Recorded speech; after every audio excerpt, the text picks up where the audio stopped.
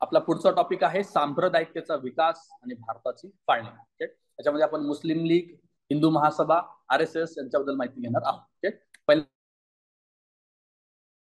पहिली व्यक्ती आपल्याकडे आहे ती आहे सर सय्यद अहमद खान. यांच्यावरती एक प्रश्न गॅरंटेड दरवर्षी असतो. सर सय्यद अहमद खान महत्वाची व्यक्ती आहे. ओके, अलीगड चळवळीशी संबंधित आहेत हे आपण बघितले, अलीगड चळवळीमध्ये बघितले. आणि त्यांचा कार्यकाल कधीचा आहे? 1817 ते 1898च्या दरम्यान ते त्यांनी कार्य केलेलं आहे. पुढे बघा, त्यांचा इतिहास थोडाफार बघूया. आजोबा आणि वडील बादशाह अकबर शहाच्या दरबारात, अकबर नाही, अकबर शहाच्या दरबारात कामास होते दोघ जण. अहमद खान यांच्या समकालीन बघा, अहमद खान, सय्यद अहमद खान यांच्या बरोबर कोण होते? बहादूर शाह जफर आणि गालिब. गालिब कोण आहेत? शायरवाले गालिब जे आहेत ते गालिब आहेत. ओके, कंटिन्यू करू. तर ते अहमद खान, गालिब आणि मोहम्मद जाफर हे लक्षात ठेवा दोघं. पुढचा आपला मुद्दा आहे, खान यांच्या मते औरंगजेबा ऐवजी अकबर हाच खरा नायक होता. खानांचं तुम्हाला थोडक्यात सांगतो सर अहमद खानांबद्दल. सुरुवातीला ते थोडेसे लिबरल होते, मुस्लिम आणि हिंदू ऐक्याचे ते प्रतीक सुद्धा होते. नंतर मात्र त्यांच्यात बदल झाला. त्यामुळे तुम्हाला एक्झाम मध्ये दोन्ही कॉन्ट्राडिक्टरी स्टेटमेंट आले तर ते खान बोलले असतील असं समजायचं, किंवा काही कामं जरी आली तरी ते खान बोलले असतील असं लक्षात घ्यायचं सर सय्यद अहमद खान बद्दल. ओके, तर ते औरंगजेबाऐवजी कुणाला हिरो म्हणतात? अकबराला ते हिरो म्हणतात. ओके, 1855 मध्ये त्यांनी आईन ए अकबरीची आवृत्ती प्रकाशित केली होती. आईन ए अकबरी हे लक्षात घ्या. ओके, आता त्यांचा सिक्वेन्स लक्षात घ्या. त्यांनी त्यांच्या सिक्वेन्स बद्दल, त्यांच्या कार्याबद्दल नेहमी प्रश्न येतो, तर त्यामुळं कधी त्यांनी काय काय केलंय हा सिक्वेन्स आपल्याला माहिती असला पाहिजे. पहिला आहे 55चा आपण बघितलं. तर पुढे 57 मध्ये या 1857चा जेव्हा उठाव झाला तेव्हा त्याच्यानंतर त्यांनी असबब ई बगावत ई हिंद हे नावाचं पुस्तक लिहिलं. ही पुस्तकं पण लक्षात घ्या, त्यांच्या लिखाणाबद्दल विचारलं तर माहिती असलं पाहिजे. असबब ई बगावत ई हिंद, बगावत तुमच्या लक्षात येईल ना, 1857चा उठाव आहे तो. पुढे सितारे ए हिंद ही पदवी आणि सर हा किताब त्यांना मिळालेला आहे. सितारे ए हिंद आणि सर कधीचे बघा? 1888चे. हे विचारलं जाऊ शकतं. 1888ला सर ही किताब आहे. ब्रिटिश अधिकाऱ्यांचे जीव वाचवले 1857च्या उठावामध्ये, त्यामुळे त्यांना हे पुरस्कार मिळाले होते. लॉयल मोमेडन्स ऑफ इंडिया हे सुद्धा त्यांचं एक पुस्तक आहे. हे पुस्तक लिहून त्यांनी सर्व मुस्लिमांचा या बंडाला पाठिंबा होता हा समज चुकीचा असल्याचं त्यांनी सांगितलं. आता इथून त्यांचं काम कसं झालं होतं की मुस्लिम हे ब्रिटिश विरोधी नाहीत हे दाखवण्यासाठी त्यांनी प्रयत्न करायला सुरुवात केली होती. त्यामुळे हे पुस्तक त्यांनी लिहिलं आहे.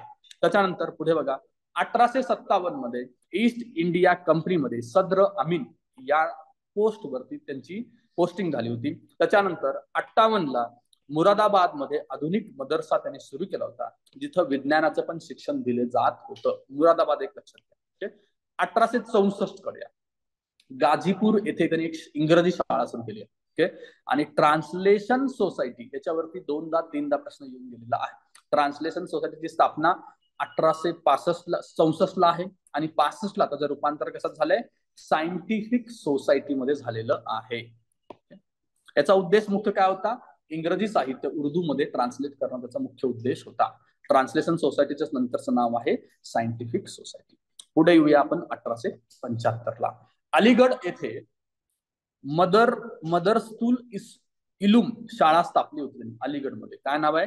मदरस्तुल इलूम. ओके, आणि 77ला त्याचंच रूपांतरण झालंय मोमेडन अँग्लो ओरिएंटल कॉलेज. हे खूप वेळा येऊन गेलेलं आहे. ओके, एक्झाम मध्ये स्टेटमेंट मध्ये तुम्हाला 75 दिलं किंवा 77 दिलं तर दोन्ही बरोबर घ्यायचं आहे आपल्याला. ओके, मोमेडन अँग्लो ओरिएंटल कॉलेजची स्थापना कधीची असा जर प्रश्न आला आणि ऑप्शन मध्ये 75 आणि 77 दोन्ही असेल तर 75 लिहा, कारण मागच्या वर्षी तो प्रश्न त्यांना कॅन्सल करावा लागला आहे. त्यांच्या वेबसाईट वरती त्यांनी 75 दिली. ओके, 75ला त्यांच्या शाळेचं नाव काय होतं? मदरस्तुल इलूम असं होतं. त्याचं रूपांतर 77ला झालं आणि 1920 मध्ये अलीगड मुस्लिम युनिव्हर्सिटीमध्ये त्याचं रूपांतरण झालेलं होतं. पुढे 1876ला त्यांनी सरकारी नोकरीतून निवृत्ती घेतलेली आहे. 1878 मध्ये व्हाईस रॉयच्या कायदे मंडळाचे ते सदस्य आहेत. हा मुद्दा लक्षात येतात. 1878 कोण आहे व्हाईस रॉय? 78ला Lytton. Okay, vernacular press act आपण बघतो त्यावेळेस. ओके, पुढे 1886ला त्यांनी ऑल इंडिया मोमेडन एज्युकेशन कॉन्फरन्सची स्थापना केलेली आहे. 86ला. ओके, 88ला मगाशी वर बघितल्यासारखं त्यांना सर ही पदवी दिली होती. युनायटेड इंडिया पॅट्रिऑटिक असोसिएशनची स्थापना सुद्धा 88 का केली होती? काँग्रेसला विरोध करायचा होता. काँग्रेसला विरोध करण्यासाठी स्थापन केलेल्या संस्थेचं नाव काय? या प्रश्नाचं उत्तर काय? Indian patriotic association.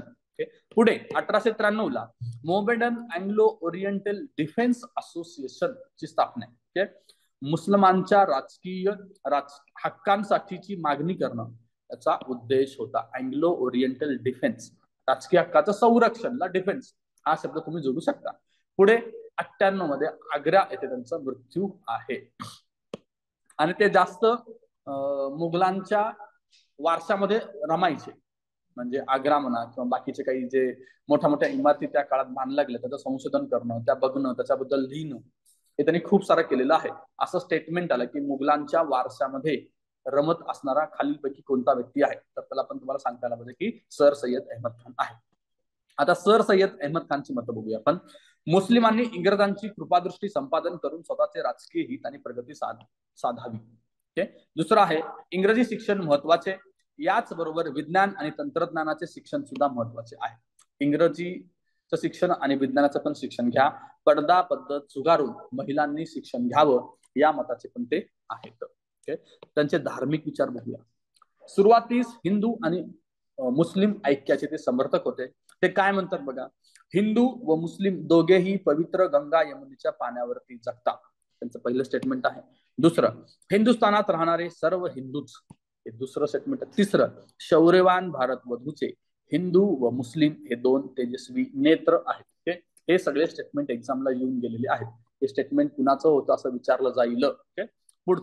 पुढं बघा, नंतर मात्र अलीगड महाविद्यालयाचे प्राचार्य थिओडर बेग आणि उत्तर प्रदेशचे लेफ्टनंट गव्हर्नर कोलविन यांच्यामुळे सय्यद यांची मते बदलली. कोण आहेत?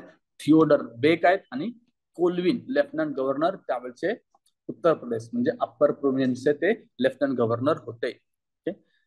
हिंदू व मुसलमान ही केवळ दोन वेगळी राष्ट्रेच नाही तर विरोधी राष्ट्र आहेत असं त्यांचं डायरेक्टली स्टेटमेंट 1888 ला मेरठ येथे झालेलं आहे.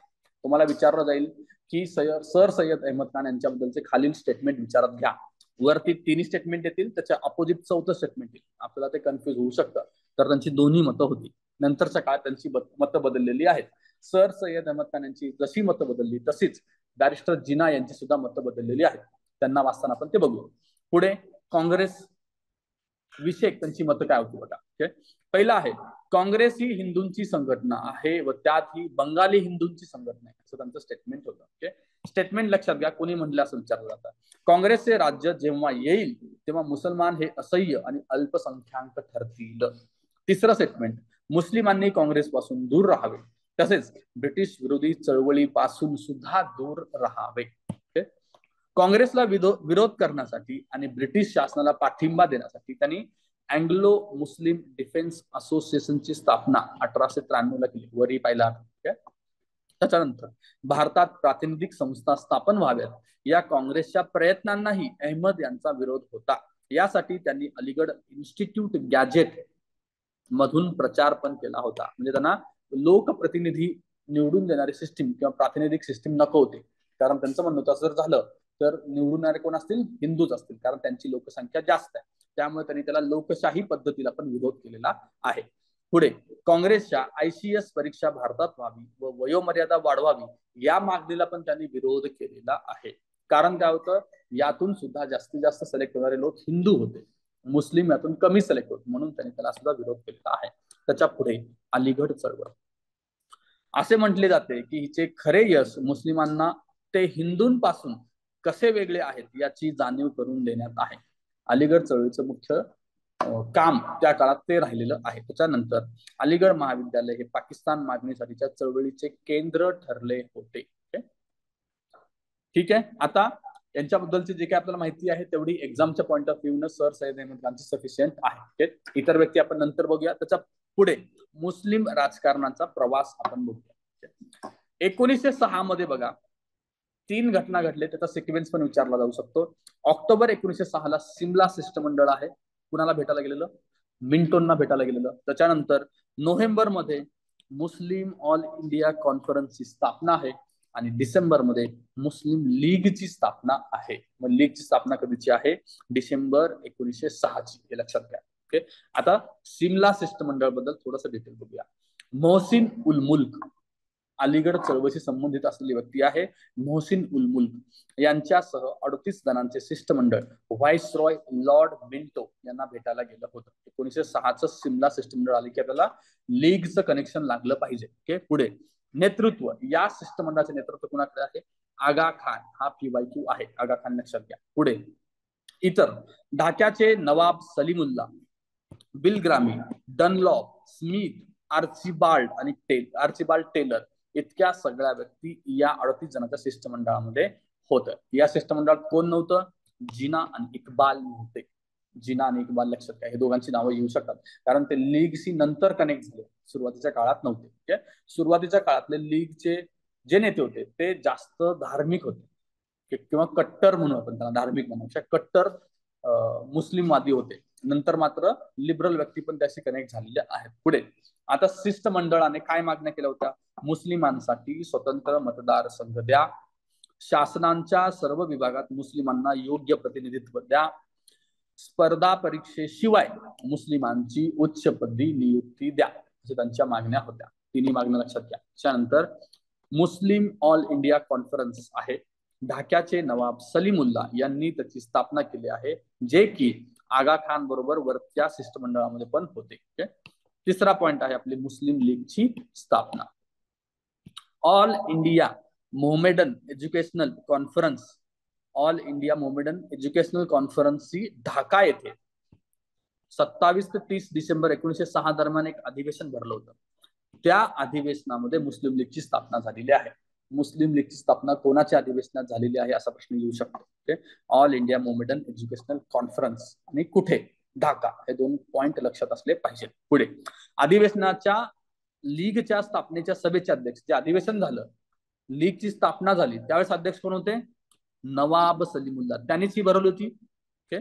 पुढे आगा खान बघा, मुस्लिम लीग हे नाव आगा खान यांनी सुचवलेलं होतं. हे आगा खान कोण? पुण्यातलं आगा खान पॅलेस जे आहे तेच हे आगा खान. ओके. दुसरं, मुस्लिम लीगचे ते पहिले अध्यक्ष सुद्धा आहेत. ओके. लीगचे उद्दिष्ट काय होते बघा? ब्रिटिश शासनाप्रती मुस्लिमांच्या निष्ठेची भावना दृढ करणे, पहिला पॉइंट आहे. दुसरा पॉइंट, मुस्लिमांच्या हिताचे व राजकीय हक्काचे संवर्धन करणे आणि इतर समाजाशी शत्रुत्व येऊ न देणे, हा एक मुद्दा त्यांचा होता. पुढे लीगचं पहिलं अधिवेशन लक्षात घ्या, 1907 डिसेंबर, स्थापना डिसेंबर 6 आणि पहिलं अधिवेशन डिसेंबर 7. कुठे? कराचीला. स्थापना कुठे आहे? ढाक्याला. ओके. आणि अध्यक्ष कोण होते? आदमजी पीर बॉय, पहिल्या अधिवेशनाचे अध्यक्ष मुस्लिम लीगच्या. ओके. पुढे लीगचे काही अध्यक्ष बघूया. पहिले आगा खान होते, 1908 पासून 12 दरम्यान ते राहिले आहेत. त्याच्यानंतर महाराज सर सय्यद अली. महाराज हे नावावरून आपलं कन्फ्युजन होऊ शकतं. ओके. पण महाराज सर सय्यद अली 12 पासून 18 पर्यंत होते. आणि 1919 ते 30 पर्यंत मोहम्मद अली जिना, आणि पुन्हा 38 ते 47 पर्यंत मोहम्मद अली जिना. मोहम्मद अली जिना तिसरे तसेच 8वे अध्यक्ष आहेत, हे लक्षात घ्या. आणि पहिले 3 अध्यक्ष सिक्वेन्स पण लक्षात घ्या, आगा खान, सय्यद अली आणि मोहम्मद अली जिना. ओके. मुस्लिम लीगचं हेडक्वार्टर कुठे आहे? लखनौ. आणि त्यांची घटना आहे ते ग्रीन बुकच्या नावानं ओळखली जाते. ग्रीन बुक मध्ये मुस्लिम लीगची तत्व आणि घटना लिहिलेली आहेत. ग्रीन बुक लक्षात घ्या. पुढे मुस्लिमांना स्वतंत्र मतदार संघ कधी मिळालंय? मोर्लो मिंटो सुधारणामध्ये आपण पाहिलेलं आहे. पुढे 11ला काय झालं बघा, 1911 मध्ये. 1911 पर्यंत मुस्लिम लीगचे नेतृत्व कट्टर जातीवादी नेते करत होते. कोण कोण आहेत ते? आगा खान, मोहसिन उल मुल्क, अमीर अली. 1911च्या आसपास भारत आणि भारताबाहेर परिस्थितीत बदल घडून आले व काँग्रेस, लीग, ब्रिटिश या तिघांच्या संबंधांमध्ये बदल व्हायला सुरुवात झाली. आपण हे बघितलेलं आहे. खिलाफत चळवळ वगैरे पुढे येईल. 11ला बंगालची फाळणी रद्द झाली. याचा लीगला मोठा फटका बसला किंवा धक्का बसला असं तुम्ही म्हणू शकता. कारण 2 भाग केले होते कर्जन, आणि त्यानंतर लॅप्स केलं डिव्हिजन कधी? 11ला. तोपर्यंत त्यांना काय वाटत होतं की सरकार, ब्रिटिश सरकार आमच्या बाजूने आहे. पण जेव्हा 11ला ते लॅप्स झालं तेव्हा ब्रिटिशांवर त्यांचा विश्वास कमी झाला. आणि 11 नंतर, 11 आपण काय विचार केलाय? 11 नंतर मुस्लिम लीगच्या भूमिकेत फरक पडला. 1912 मध्ये लीगच्या 6व्या अधिवेशनात निमंत्रण कोणाला दिलं बघा, ह्याच्यावरून पण दिसतं कोण आहेत. मोहम्मद अली जिना. आतापर्यंत त्यांचा काही संबंध नव्हता. मोहम्मद अली जिना काँग्रेसशी रिलेटेड होते त्यावेळेस. दुसरे आहेत बिशन नारायण धर आणि सरोजिनी नायडू. म्हणजे लीगचे काँग्रेसचे रिलेशन वाढत होते, चांगले होत होते 11 पासून. त्याच्यानंतर पुढे झालं लखनौ करार. 1916 झालेला लखनौ करार आपल्याला माहित आहे. त्याचा वेगळ्या अँगलने आपण अभ्यास केलेलाच आहे. इथं मुस्लिम लीग आणि काँग्रेसचा अँगलने बघूया. काँग्रेसने मुस्लिमांसाठी स्वतंत्र व जातीय मतदारसंघ मान्य केले. काँग्रेसनं मान्य केलं. असंही म्हटलं जातं की इथे काँग्रेसनं चूक केली आहे. कारण याच्या आधी एनी हाऊ त्यांना मिळालेलं होतं, तर काँग्रेसनं त्याला समर्थन देण्यात काहीच पॉईंट नव्हतं. म्हणजे एक प्रकारे तुम्ही फुटीला सुद्धा समर्थन दिल्यासारखं आहे. पहिला मुद्दा. दुसरा आहे मुस्लिमांना त्यांच्या लोकसंख्येपेक्षा अधिक प्रतिनिधित्व मिळावे असं मान्य केलं होतं. आणि तिसरा मुद्दा आहे मुस्लिमांबाबत कोणतेही विधेयक किंवा ठराव फेटाळण्याचा मुस्लिमांचा नकाराधिकार मान्य केला. पुढचा मुद्दा खिलाफत चळवळ. 17 ते 22च्या दरम्यानची खिलाफत चळवळ आहे. तुर्कस्तानातील खलिफाची पुनर्स्थापना करण्यासाठीची चळवळ डिटेलमध्ये आपण पाहिलेलंच आहे. अखिल भारतीय खिलाफत समितीची स्थापना कधीची आहे बघा. अखिल भारतीय खिलाफत समिती सप्टेंबर 1921. अध्यक्ष आहेत सेठ छोटाना आणि सचिव आहेत शौकत अली.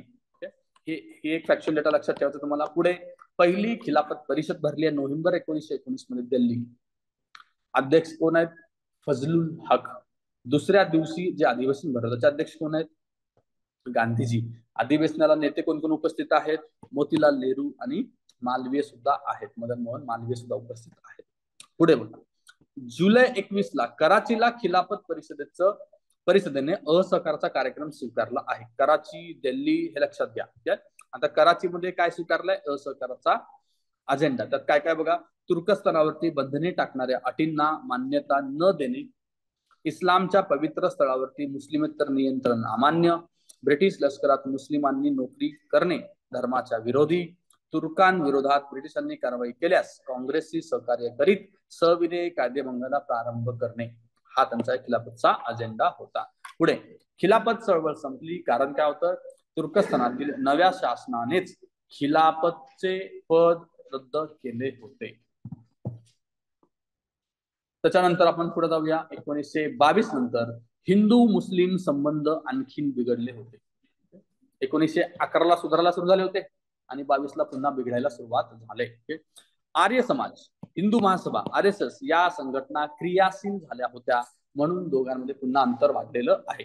हिंदूंमध्ये शुद्धीकरण आणि संघटन या दोन चळवळी त्या काळात जोर धरून होत्या.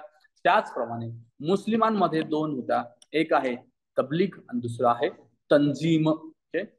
यांच्यासारखाच त्या चळवळी होत्या, सिमिलर चळवळी. पुढे बघा नेहरू रिपोर्ट आणि जिनांच्या 14 मागण्यांचा मुद्दा आपण बघूया. नेहरू रिपोर्ट कलकत्ता परिषदेत मांडण्यात आल्या होत्या. काय काय होत्या? निवडणुका संयुक्त मतदारसंघाच्या आधारावरती घ्याव्यात, पहिला मुद्दा. दुसरा मुद्दा आहे धार्मिक अल्पसंख्याकांना लोकसंख्येच्या प्रमाणात राखीव जागा. तिसरा मुद्दा आहे केंद्रीय विधिमंडळात मुस्लिमांना 30% आरक्षण द्यायचं. चौथा मुद्दा आहे सिंध प्रांत हा मुंबई प्रांतापासून वेगळा करायचा होता. हे झाला नेहरू रिपोर्ट. त्याच्यावरती जिनांनी 3 दुरुस्त्या सुचवल्या होत्या. या 3 दुरुस्त्या ऍक्सेप्ट केल्या असत्या तर नेहरू रिपोर्ट ऍक्सेप्ट झाला असता असं त्यांचं म्हणणं होतं जिनांचं. त्यांनी काय सांगितलं बघा. केंद्रीय विधिमंडळात मुस्लिमांना 33% आरक्षण द्या. वरती किती आहे? 30%. खाली किती आहे? 33%. काय झालं असतं? एकंदरीत काही कायद्याच्या संबंधित यांना व्हेटो पॉवर मिळाला असता जर 33% आरक्षण दिलं असतं. तर काही काही ठिकाणी आपण बघतो ना 2/3 मेजॉरिटीने काही कायदे आपण पास करतो. त्या ठिकाणी जर लीगला आपण 33% दिलं असतं तर लीग अडवणुकीची भूमिका घेतली असती. म्हणून 30 वरनं 33% करण्यात आलं नाही. पुढे पंजाब व बंगालमध्ये मुस्लिमांना लोकसंख्येच्या प्रमाणात जागा, मात्र इतर प्रांतात आता सध्या असणारे आरक्षण कायम ठेवावे. म्हणजे काय? पंजाब आणि बंगालमध्ये मुस्लिम संख्येने जास्त आहेत तर तिथं संख्येनुसार आम्हाला तुम्ही आरक्षण द्या, म्हणजे त्यांची संख्या तेवढीच राहील जी आहे ती. इतर प्रांतात मात्र आम्ही जिथं कमी आहोत संख्येनं त्याच्या कम्पॅरेटिव्हली आम्हाला जास्त सीट मिळायला हवं, जे त्यांना याच्या आधीपासून 1909च्या कायद्यानुसार मिळत होतं तेच कंटिन्यू करा अशी त्यांची दुसरी मागणी होती.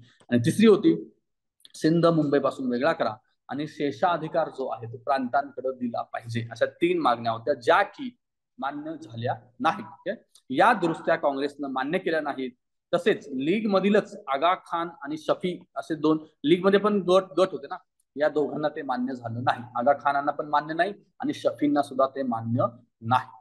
मग हे मान्य झाल्यानंतर नाही म्हटल्यानंतर जिना इथून त्यांची थोडी थोडी भूमिका बदलायला लागली आणि ते स्वतंत्र पाकिस्तानच्या मागणीचा त्यांचा जोर वाढायला लागला होता.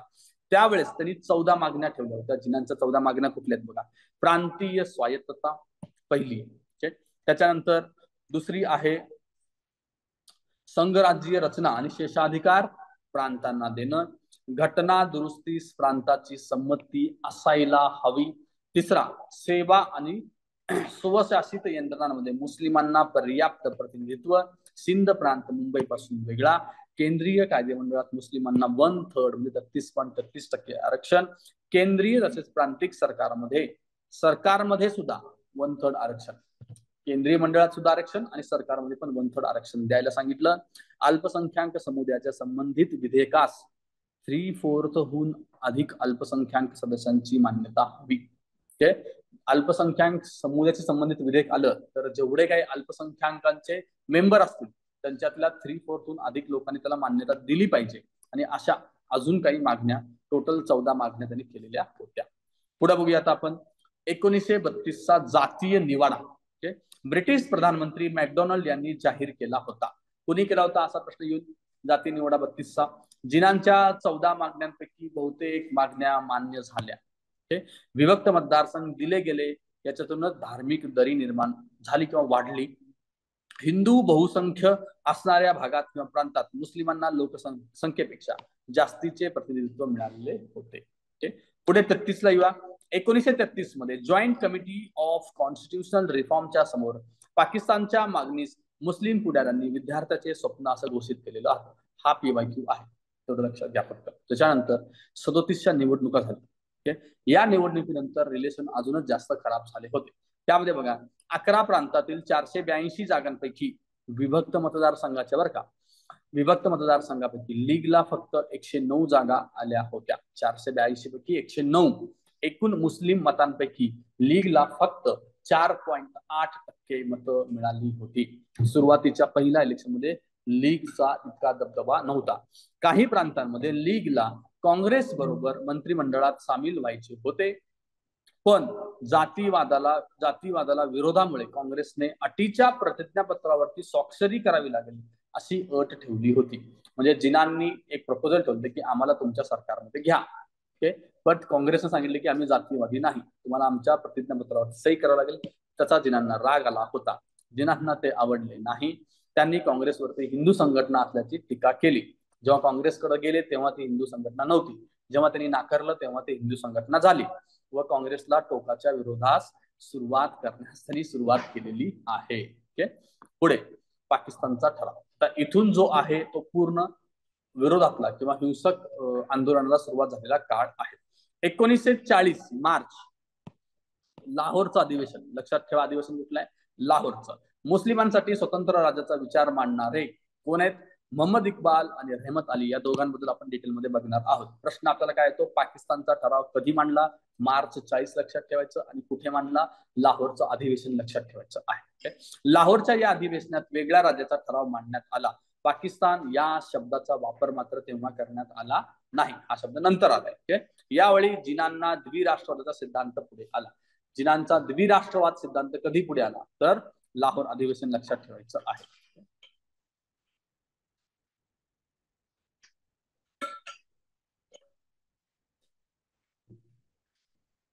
पुढे बघा, ऑगस्ट प्रस्ताव आहे 1940.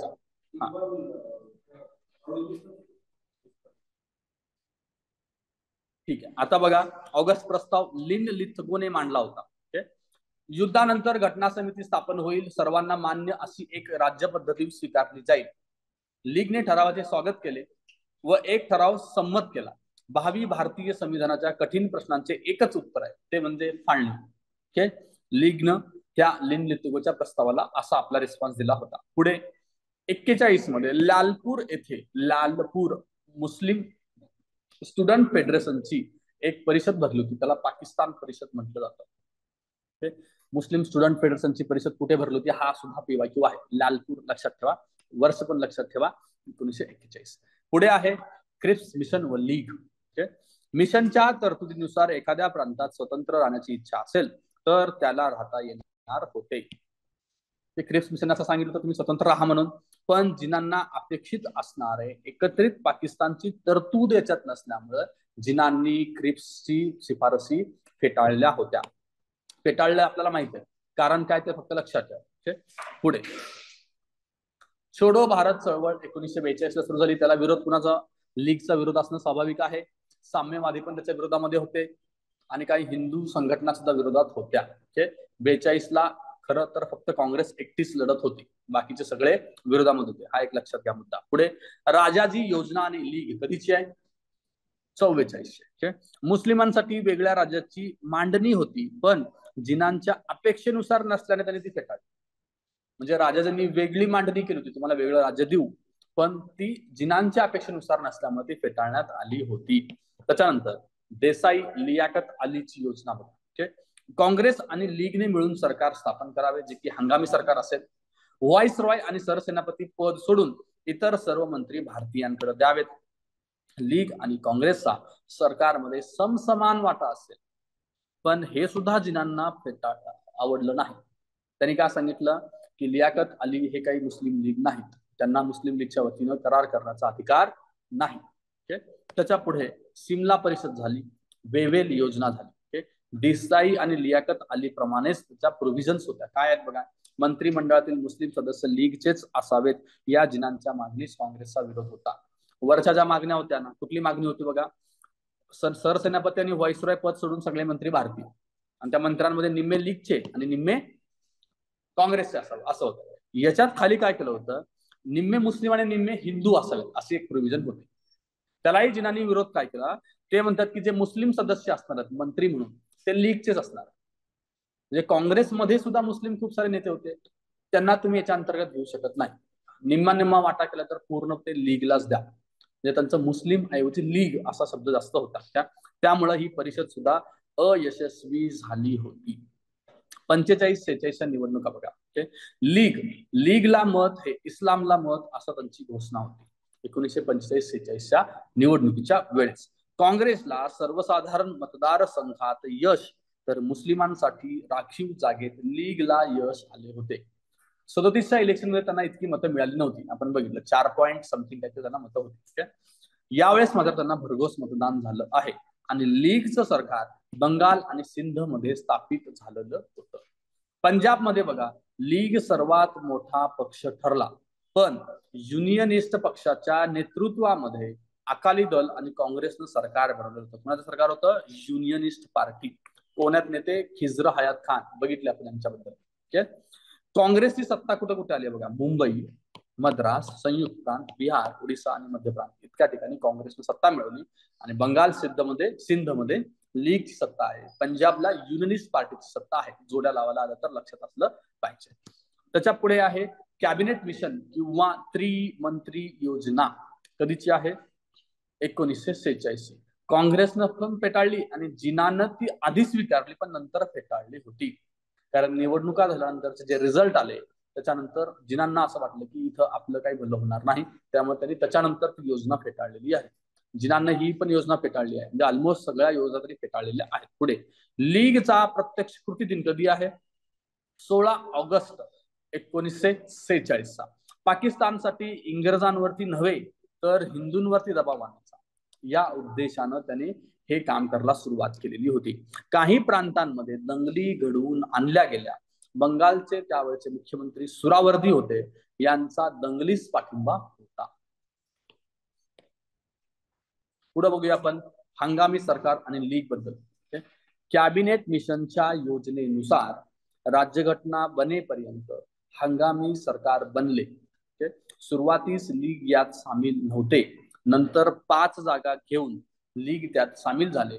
सरकारची अडवणूक करणे हा एकमेव त्यांचा उद्देश होता आणि त्याच्यानुसार लियाकत अली खान हे अर्थमंत्री झाले होते. हंगामी सरकारची लिस्ट तुम्हाला लक्ष्मीकांत मध्ये आहे, तर ते बघा. त्याच्यामध्ये लियाकत अली अर्थमंत्री झाले होते. त्याच्यानंतर आहे माउंट बॅटन योजना. कधीची आहे माउंट बॅटन योजना? 3 जून 1947 ला. ओके. भारताच्या फाळणीची योजना. ओके. प्लेबिसाईड किंवा लोकमत घेणं असं ठरलं. कुठे कुठे ठरलं होतं बघा, वायव्य प्रांत आणि सिल्लेट, आसाममधला सिल्लेट, या 2 ठिकाणी प्लेबिसाईड किंवा लोकमत होणार होतं. दुसरा मुद्दा, या योजनेनुसार जुलै 47 भारताच्या स्वातंत्र्याचा कायदा पास झाला. जुलै 47 ला. आणि 15 ऑगस्ट 47 ला भारत स्वतंत्र झाला आणि भारताची फाळणी सुद्धा झाली आहे. ओके. त्याच्या पुढे बघूया आपण.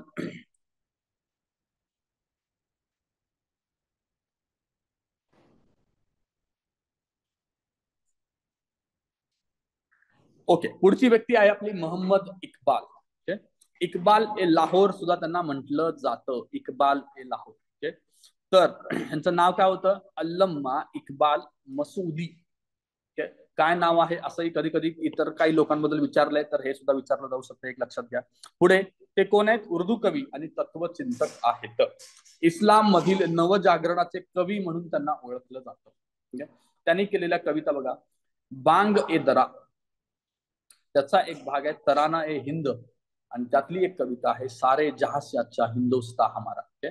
तर त्यांनी लिहिलेली कविता आहे ही मोहम्मद इक्बाल यांची. पुढे तसंच दुसरी कवितांचा संग्रह आहे असरार ए खुदी, आणि तिसरी आहे रमूज ए बेखुदी. ओके. त्यांनी कुठल्या कविता लिहिल्या, काय लिहिले असं विचारलं जाऊ शकतं, तर हे लक्षात घ्या. ओके. आणि सारे जहां से अच्छा तर आपल्याला लक्षात असलंच पाहिजे. पुढे, सुरुवातीस हिंदू मुस्लिम ऐक्याचे ते समर्थक होते, त्यामुळे त्यांनी लिहिलेल्या कविता बघा कशा होत्या, सारे जहां से अच्छा हिंदुस्तान हमारा, आणि दुसरा आहे खाके वतन जर्रा मेरे लिए खुदा है. त्याच्यानंतर पुढे नंतर मात्र त्यांच्या सांप्रदायिक विचारांचा प्रभाव वाढला आणि त्यांची मतं कशी झाली बघा, भारत एक राष्ट्र नाही, भारतात मुस्लिमांचा एक वेगळा धार्मिक गट आहे. पुढे, भारतात लोकशाहीस त्यांचा विरोध होता, कारण हिंदूंची सत्ता स्थापन होईल असं त्यांना वाटत होतं. सर सय्यद अहमद खान, इक्बाल आणि जिना हे सुरुवातीला हिंदू मुस्लिम ऐक्याचे प्रतीक होते किंवा त्यांनी प्रयत्न केले, नंतर मात्र ते बदललेले आहेत. मग याच्यामुळेच आपण ते फोडा आणि राज्य करा जी नीती आहे इंग्रजांनी त्याला खतपाणी घातलं सगळ्यात. पुढे, डिसेंबर 1930 मध्ये लीगचे अलाहाबाद अधिवेशन, अलाहाबाद लक्षात ठेवा, डिसेंबर 30, अध्यक्ष कोण आहेत, इक्बाल आहेत. भारतात मुस्लिमांचे स्वतंत्र राज्य, होमलँड पाहिजे अशी त्यांची भूमिका त्यावेळेस त्यांनी मांडली होती. फाळणी आणि पाकिस्तानच्या मागणीस इथूनच प्रेरणा मिळायला सुरुवात झाली. या अर्थाने पाकिस्तानच्या कल्पनेचे जनक इक्बाल यांना म्हटलं जातं. आणि त्यांनी जे मुस्लिमांचं स्वतंत्र राज्य किंवा होमलँड सांगितलं होतं, त्याच्यामध्ये काय काय अपेक्षित त्यांना, पंजाब, वायव्य सरहद प्रांत, सिंध आणि बलुचिस्तान असावं अशी त्यांची मागणी होती. हे 4 राज्य लक्षात घ्या. नंतर काही लोकांनी ऍड करत गेलेले आहेत. पंजाब आहे आताचा, वायव्य सरहद प्रांत आहे, सिंध आहे आणि बलुचिस्तान आहे. त्याच्यानंतर पुढे बघूया, रहमत अली चौधरी हा एक व्यक्ती आहे. तो त्या काळी केम्ब्रिजचा विद्यार्थी होता. पहिली जी गोलमेज परिषद झाली 1930 ला, तिथे जे मुस्लिम प्रतिनिधी आले होते त्यांच्या समोर याने पाकिस्तानची संकल्पना किंवा कल्पना मांडली आहे. नाव और नेवर या नावाचं पुस्तकात त्याने ती सविस्तर मांडलेलं आहे, रहमत अली चौधरी. याच्या पाकिस्तानमध्ये काश्मीर सुद्धा आहे. वरती इक्बाल यांच्या पाकिस्तानमध्ये काश्मीर नव्हता. काश्मीर, पंजाब, वायव्य प्रांत, सिंध आणि बलुचिस्तान, फक्त काश्मीर वेगळा, हा एक मुद्दा लक्षात घ्या. ओके. पुढची आपली व्यक्ती आहे मोहम्मद अली जिना. मोहम्मद अली जिनांचा जन्म कधीचा आहे, कुठला आहे, कराचीचा. बॅरिस्टर कुठून झालेत ते, इंग्लंडमधून, आणि प्रॅक्टिस करायचे मुंबईमध्ये. हे मुद्दे लक्षात घ्या. दादाभाईंचे ते सचिव राहिले आहेत. कलकत्ता अधिवेशनाला दादाभाई अध्यक्ष असताना ते त्याचे सेक्रेटरी म्हणून त्यांनी काम केलेले आहे. सुरुवातीला त्यांचा लीगलाच विरोध होता, लीगचे ते विरोधक होते. त्यांना हिंदू मुस्लिम ऐक्याचे प्रतीक मानले जात. हिंदू मुस्लिम ऐक्याचे राजदूत आहेत असं सरोजनी नायडू यांनी म्हटलेलं आहे. हा PYQ आहे, एक लक्षात घ्या. त्याच्यानंतर बघा, टिळकांच्या खटल्यात त्यांनी वकिली केलेली आहे. 1913 मध्ये ते मुस्लिम लीग मध्ये सामील झाले, एक लक्षात घ्या. 1913 विभक्त मतदारसंघातून मुंबई प्रांतावर ते मुस्लिम प्रतिनिधी म्हणून निवडून गेले होते. विभक्त मतदारसंघामुळे भारताचे 2 हवाबंद डब्यांमध्ये विभाजन होतं असं जिनांचं मत होतं. म्हणजे विभक्त मतदारसंघाला ते सुरुवातीला विरोधी होते. नंतर रौलट कायद्याचा निषेधार्थ त्याने राजीनामा दिला आहे. जे मुंबई प्रांतावरती प्रतिनिधी झाले होते ना, त्याचा त्यांनी राजीनामा दिला आहे. 1925-26 मध्ये बटलर पॅलेस, लखनौ मध्ये एक बटलर पॅलेस आहे, तिथे घडलेली घटना बघा काय काय आहे. जिना एका मुलाला प्रश्न विचारतो की तू प्रथम मुसलमान आहेस की भारतीय आहेस. मुलगा म्हणतो मी प्रथम मुसलमान मग भारतीय. त्यावेळेस जिना त्याला उत्तर देतात, नाही मुला, तू प्रथम भारतीय मग मुसलमान आहेस. हे असे म्हणणारे जिना नंतर कुठे जातात आपल्याला दिसतंय. सप्टेंबर 1920 मध्ये ते काँग्रेसमधून बाहेर पडले. का बाहेर पडले? तिथं गांधीजींचं वर्चस्व वाढायला सुरुवात झाली होती. जिनांची तुम्ही जिनांचा फोटो वगैरे पाहिलाय का? एकदम सुटाबुटामध्ये नेहमी असायचे, सिगार उडत असायचे नेहमी. त्यांची स्टाईल ब्रिटिशांसारखी होती, राहण्याची स्टाईल. त्यांनी मुस्लिम धर्म फॉलो केला की याच्यावरती पण प्रश्न आहे. धर्माला चॅलेंज करून त्यांनी जे काही गोंधळ घातला, पण त्यांनी फॉलो केलं की नाही हा प्रश्नच होता. मग ते सुरुवातीला काँग्रेसमध्ये अशीच लोक होते, जे मवाळ लोक होते, ते सगळे ब्रिटिश धार्जिन होते ना. आणि अचानक गांधी नावाचा हा माणूस आला, मग त्यांना ते जरा गडबडलं की अरे आता हा आमच्या बरोबर असणार का. त्यामध्ये जिनांना पटलं नाही. तुम्ही गांधी सिनेमा बघा, त्याच्यामध्ये एक सीन दिलेला आहे. हे सगळ्या मोठ्या मोठ्या लोकांची एक परिषद मीटिंग असते. ओके. आणि त्या मीटिंग मध्ये थोड्या वेळानंतर गांधी येतात आणि एकदम सिरियस डिस्कशन चाललंय की काय करायचं आणि काय नाही. आणि तेवढ्यात एक चहावाला चहा घेऊन येतो. तर गांधी त्याच्याकडून तो ट्रे घेतात आणि सगळ्यांना सर्व करतात, घ्या घ्या. जिना सरप्राईज होतो, अरे कोण आहे हा? असं कसं काय? त्यावेळेचा काळ वेगळा आहे ना. हे खूप मोठे लोक आहेत आणि हातात असं एकमेकाला सर्व करणं जिनांना ते पचत नाही. गांधीला त्याचा काही फरक पडत नाही. मग हळूहळू त्यांना लक्षात आलं की याची दिशा काँग्रेसची वेगळीकडे चालली आहे, त्यामध्ये त्यांनी सोडून दिलं. तरी त्यांच्यामध्ये सुद्धा एक ब्रिटिश होता, या सगळ्या लोकांमध्ये पण ब्रिटिश होता. गांधीला ते नाही सकत होतं म्हणून गांधी ते वेगळे पडतात त्या ठिकाणी. ठीक आहे, पुढे चला. सप्टेंबर 20 ला बाहेर पडले, लक्षात घ्या. 13 ला मुस्लिम लीग जॉईन आहे, 20 ला काँग्रेस सोडलेला आहे. हे 2 वर्ष लक्षात घ्या. पुढे 24-25 मध्ये स्वराज्य पक्षाशी सहकार्य पण त्यांनी केलेलं आहे आणि सायमन कमिशन वरती सुद्धा बहिष्कार केला. जरी काँग्रेसमधून बाहेर पडले तरी सुद्धा ते एकदम एक्स्ट्रीमिस्ट नव्हते सुरुवातीला. जेव्हा नेहरू रिपोर्ट आला, त्यांच्या मागण्या मान्य नाही झाल्या. त्याच्यानंतर 37 ला सरकार बनलं, त्यात काँग्रेसनं सहभाग करून घ्यायचं नाही असं सांगितलं. तेव्हापासून ते जास्त एक्स्ट्रीमिस्ट व्हायला सुरुवात झालेली आहे. 37 मध्ये काँग्रेसने सोबत घेण्यास नकार दिल्याने स्वतंत्र मार्ग स्वीकारला. 37 पासून ते जास्त एक्स्ट्रीमिस्ट झाले आहेत, मुद्दा लक्षात.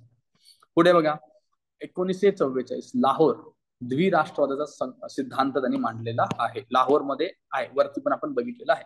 सप्टेंबर 44 गांधींना त्यांनी पत्र लिहून ही संकल्पना समजावून सांगितलेली होती. जिना भारताच्या फाळणीचे खलनायक आहेत असं कोण म्हणतंय? रफिक झकेरिया. हे वाक्य आपल्याला माहिती असलं पाहिजे, रफिक झकेरिया म्हणतात. पुढे बघा, हिंदुस्थान महासभेचं राजकारण आता आपण बघूया. मुस्लिम लीगचं राजकारण झालं, आता हिंदुस्थान महासभेचं बघूया. पहिल्यांदा आहे पंजाब हिंदू सभा. कधीची स्थापना आहे? 1909. UN मुखर्जी आणि लालचंद यांनी दोघांनी पुढाकार घेऊन स्थापन केलंय. पंजाबमध्ये हिंदूंच्या हितसंबंधांचे रक्षण करणे या सभेचा मुख्य उद्देश होता. PYQ आहे, हे विचारून झालं आहे.